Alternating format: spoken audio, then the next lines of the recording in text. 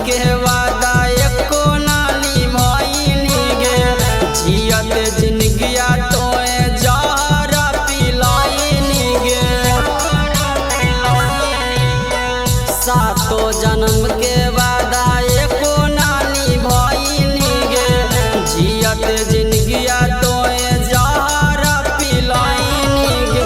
तोरे से हालै छौड़ी हमारा बड़ा काया सरवा गे, तोरे से हालै छौड़ी हमारा बड़ा काया सरवा गे।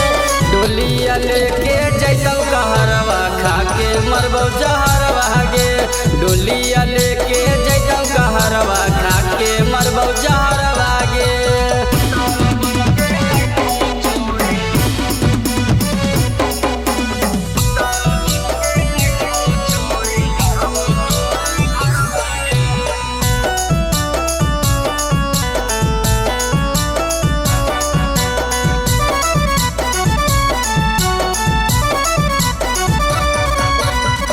घुमलिए छौड़ी दोनों एके साथ गे, खाली बर्गर पिज्जा हमारे तू हाथ गे।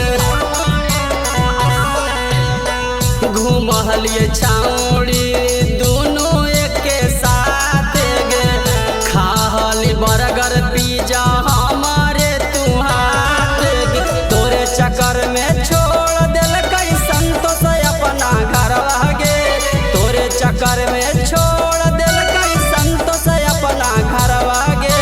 डोलिया लेके जैतौ कहरवा खाके मरबौ जहरवा